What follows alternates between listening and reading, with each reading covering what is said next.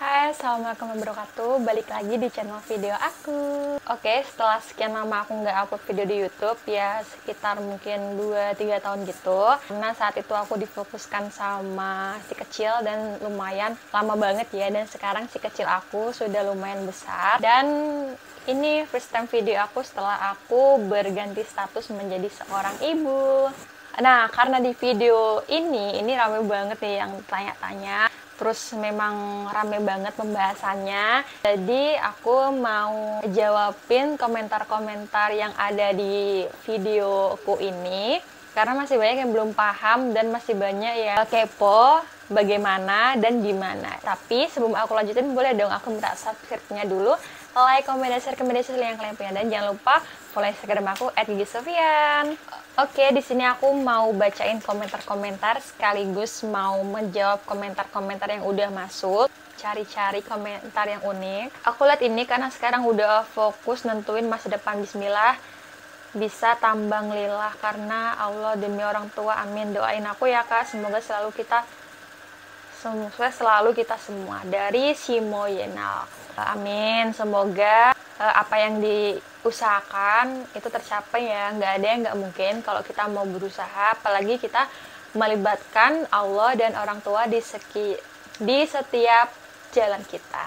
Ada lagi, makasih kak atas informasinya, dan semoga apa yang saya inginkan kerja di tambang bisa jadi kenyataan walaupun hanya berkemampuan sebagai operator, amin. Dari Mat Fauzi. Tapi jangan salah, kayak operator tuh memang banyak banget diminati dan memang paling banyak dibutuhkan daripada posisi-posisi lainnya, karena kan sebagian besar tambang itu memerlukan operator untuk aktivitasnya menggaruk batnya gitu kan. Jadi memang banyak banget dibutuhkan di posisi operator ini. Kalau misalnya di dunia retail tuh banyak banget diperlukan sales. Nah, operator tuh sama kayak jabatannya seperti sales gitu, cuman karena beda namanya aja, pokoknya sejajar kayak gitu ya.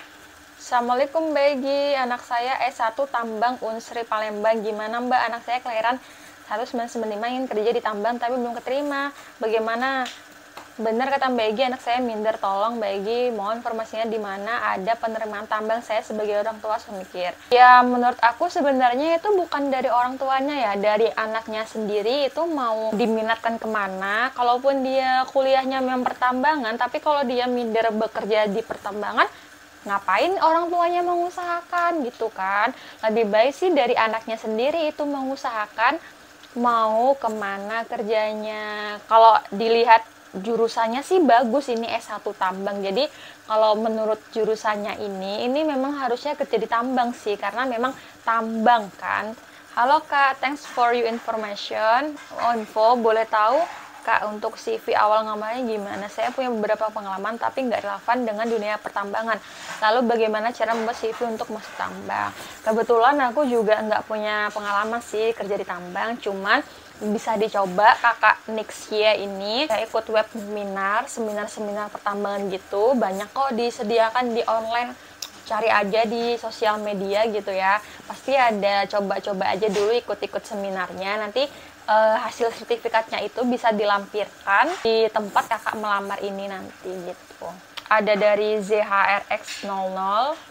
3 hari yang lalu aku lihat ada loker di Paman Persada di Bontang kak. Nah aku lulusan SMK multimedia, keterima nggak ya? Aku ambil operator magang kak.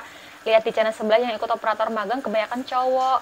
Aku keterima nggak ya kak? Soalnya aku cewek, nggak pesimis, jadinya aku pengen banget kerja di pertambangan karena keren aja gitu. Apalagi tetangga aku anaknya bisa bawa X-Factor. Kebanyakan operator itu memang sebagian besar perlunya cowok sih. Kalau cewek itu menurut aku jarang banget. Kalaupun ada, itu kebanyakan putra-putri daerah yang diambil. Kalau misalnya mau ambil di luar putra-putri daerah, itu kebanyakan cowok ya kakak. Kalau cewek itu kayaknya jarang deh. Jadi misalnya kalau kakak ngelihat ada operator cewek, itu berarti dia penerimaan putra-putri daerah atau daerah lokal yang terkena imbas pertambangan tersebut. Oke kak, cara bedain info loker asli dan palsu itu gimana ya? Oh gampang banget cara bedainnya itu. Kalau misalnya pas rekrutmen itu disuruh transfer, itu udah jelas palsu.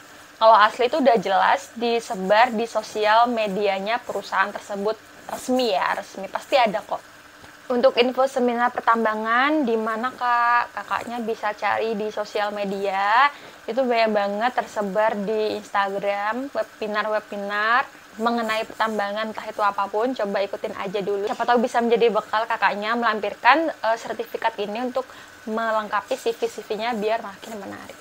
Kakak boleh tahu yang tiap kali kakak kirim email itu isinya apa sih? Kan kalau suatu perusahaan buka loker nggak selamanya kan. Adapun kalau kita kirim lamaran kerja itu ada posisi kerjaan yang diperlukan. Yang tiap kali kakak kirim email ke perusahaan tersebut apa sih isinya?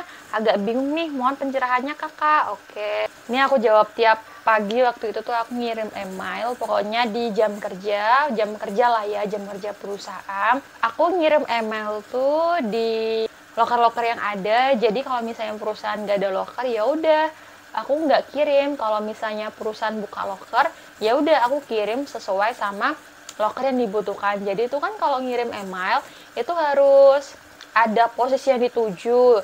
Jadi kalau ada lamarannya berkeliaran atau iklannya berkeliaran loker gitu, itu kan jelas ada posisinya. Jadi pas aku kirim email itu aku tulis posisinya di email tersebut. Jadi aku nggak kirim sembarangan ya. Aku ngirimnya itu nunggu perusahaan itu buka loker gitu. Oza Zahro, Kak, aku niat kerja di pertambangan, tapi aku lulusan SMA, pengalaman operator eksa, bisa Kak masuk tambang? Iya, kalau sudah punya pengalaman, udah tentu jelas bisa Kak ya, tinggal rezekinya aja lagi dan usahanya lagi, bagaimana kakaknya bisa diterima di pertambangan gitu. Kalau udah punya pengalaman sih menurut aku bakal bisa ya, tapi tergantung rezeki orang lagi bisa masuk apa enggak, karena kan persaingan pekerjaan sekarang tuh ketat banget ya, apalagi pertambangan tuh memang menurut aku pekerjaan yang memang bagus dan lumayan menjanjikan sih menurut aku. Kak, batasan usia untuk perempuan di tambang berapa sih? Kalau perempuan tuh kebanyakan di umur 30 tahun ke bawah ya. Kalau sudah di atas 30 tuh dianggap kurang produktif. Jadi menurut aku ya 30 tahun ke bawah sih. Kak, kalau boleh tahu kakak tamatan apa ya? Kebetulan aku tamatan S1 manajemen, konsentrasinya lebih ke keuangan gitu. Info aku dong Kak untuk safety, aku dari jurusan keperawatan pengen banget jadi safety. Terima kasih Kak, ditunggu infonya. Ya ini bagus banget.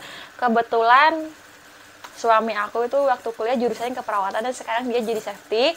Kalau menurut pengalaman, kalau mau naik ke safety, apalagi kamu jurusan keperawatan tuh memang bagus, tapi disarankan kamu harus jadi mediknya dulu. Nanti lama-lama berjalan waktu kamu akan belajar tentang safety juga. Nah di situ kamu belajar safety, kemudian kamu bakal bisa kembangkan untuk jadi safety gitu. Oke, harus ngerti bahasa Inggris nggak sih Kak? Kalau menurut aku sih nggak ya, nggak harus bahasa Inggris. Jadi ada beberapa perusahaan tertentu itu dikuasai sama orang luar ya, nah itu baru dibutuhkan, tapi kebanyakan sih nggak harus bahasa Inggris. Kak, punya sertifikat safety juga nggak atau harus punya sertifikat khusus? Karena waktu itu aku di posisi admin, jadi nggak perlu yang sertifikat khusus gitu sih, karena kan admin ya nggak yang inti banget pekerjaannya. Jadi yang sertifikat khusus itu untuk yang jabatan yang tinggi-tinggi gitu. Oke, sekian tanya jawab video aku yang ini. Semoga pertanyaan-pertanyaan itu bisa mewakili teman-teman yang lagi bingung mencari jawaban. Terima kasih udah menonton. Mohon maaf jika video ini banyak kekurangannya, karena ya aku ngerasa grogi karena kayak pertama kali ya. Terima kasih udah nonton, terima kasih. Jangan lupa like, komen video ini. Jika ingin ada yang bertanya, boleh banget tanya di kolom komentar ya. Terima kasih, bye-bye. Wassalamualaikum warahmatullahi wabarakatuh.